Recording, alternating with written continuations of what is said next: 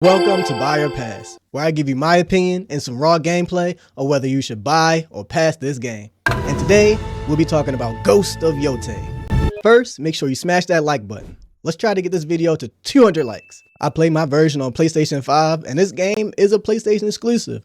So if you don't have a PlayStation, you can always watch me play it. I'll leave a link to the playlist in the description below. Ghost of Yotei is an action RPG set in the Yotei region of Japan in the early 1600s. That's about 300 years after the events of Ghost of Tsushima. Ghost of Yotei is the sequel to PlayStation hit Ghost of Tsushima. Atsu, the main character's family, is tragically killed by the Yotei 6 in the beginning of the game.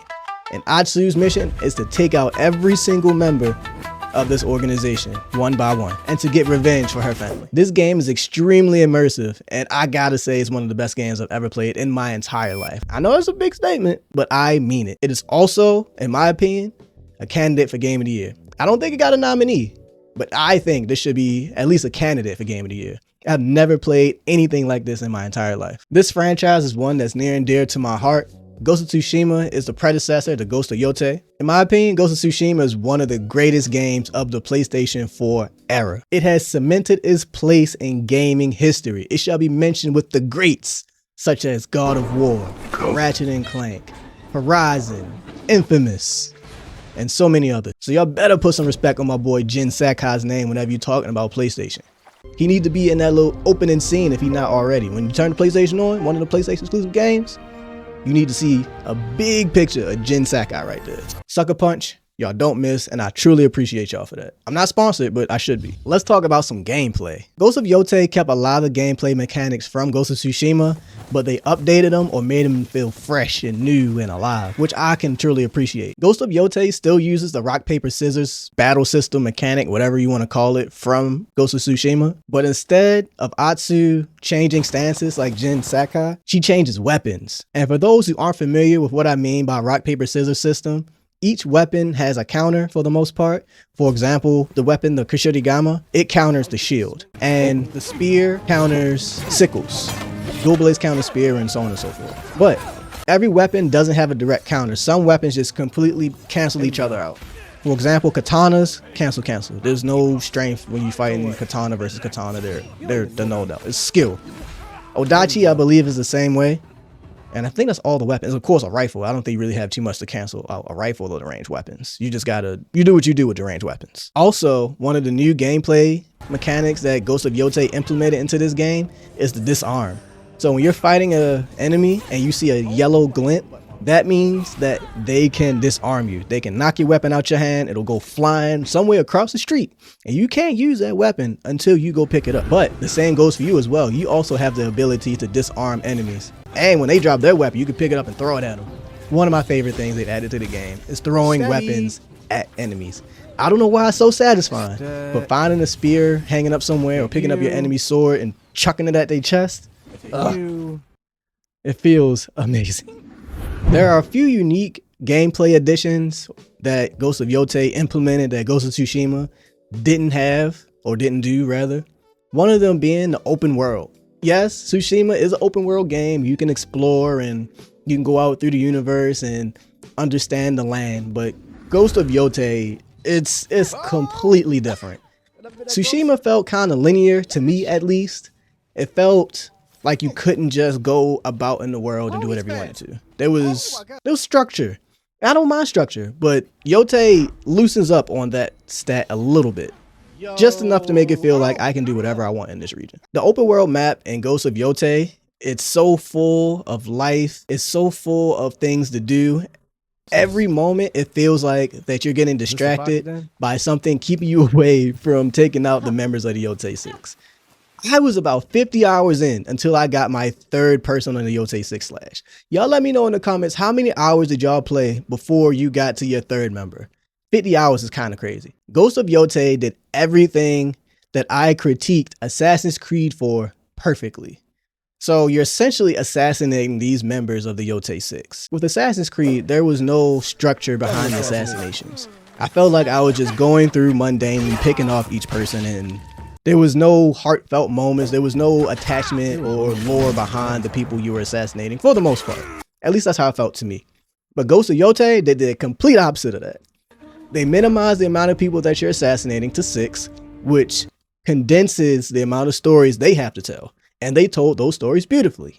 Each member of the Yotei 6 has their own story, their own background, their own lore, and each assassination or each battle with that member of the Yotei 6 feels personal to Atsu's story, because it is. It is completely personal to her story. It did not feel that way for Assassin's Creed, at least to me. Another unique addition to Ghost of Yotei that Tsushima did not have is the bounty system. All of these bounties have their own backstory and they're super unique.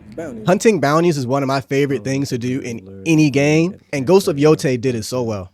Each bounty felt so fulfilling and rewarding, and they also paid really well. Ghost of Yotei has a lot of familiar elements and mechanics that they took from Ghost of Tsushima, but like I said before, Sucker Punch just finds a way to make it better in Ghost of Yotei. If it ain't broke, don't fix it. And Sucker Punch definitely delivers on that with this game. An example of this would be if you were a fan of duels in Ghost of Tsushima, they're still there in Ghost of Yotei. They just present them in a different way. You actually get more duels in Ghost of Yotei than you do in Tsushima. If you enjoy taking out camps in Ghost of Tsushima, they're all here as well. In the open world, some of those open world activities, they replaced the haikus with drawing by Atsu.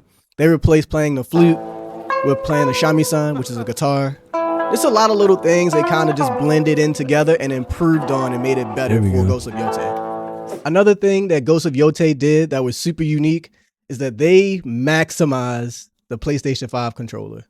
They used everything this controller can do. And I mean everything, from the touchpad to the adaptive triggers, the motion sensor. They've used a motion sense in the controller.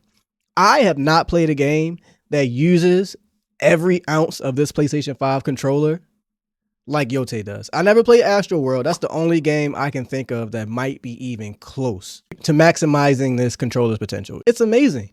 It really immersed me even more. Just little things, starting a fire, using the touchpad, blowing on the fire, using the trigger, cooking my food with the motion sense, making my sword with the motion sense. It was so many things that they used the controller for that I would have never thought of, and it just immersed me into this game even more. I love you guys did that.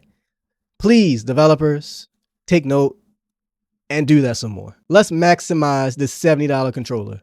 Use everything it can do, please. With these buy or pass videos, I try to be fair, so I always try to balance out my opinions with positive and negative. I always try to give you guys something that I liked about the game and something I don't like about the game. With Ghost of Yotei, it was really hard for me to find something that I disliked about the game. So this is going to be nitpicky, but the only thing that I could really say I did not like about the game was story-based. The end of the game was pretty predictable, story-wise, campaign-wise. We all knew what was going to happen at the end. They felt like they rushed Chapter 3 just a little bit, but that's, again, me being nitpicky. And if I had to choose something, which I guess I'm making myself choose something, to not like about it, it was that. Still a damn near perfect game to me. And with that being said, my final verdict, buy or pass Ghost of Yotei, I believe this is a must play, hands down. This is a must play game. If you enjoy action RPGs, if you enjoy a main character that you can fall in love with, connect with, if you love amazing combat and deep storytelling, Ghost of Yotei is one of them ones, man. It's one of them ones. It's one of my favorite games, bro. Like, it's crazy. This game was so good and so well done, so thoughtful. I can't give it enough praise. Thank you for watching Biopass. Don't forget to subscribe to the channel. We're on the road to 1,000 subs, and I truly appreciate all you guys who are along for this journey with me. It means so much to me. And let me know in the comments, do you plan on picking up Ghost of Yotei? With that being said, love you guys. I'm out. Y'all gonna know my name. In terms of ego, margin out of space. Traveled in, searching for some faith. Buenos dias, it's a new day.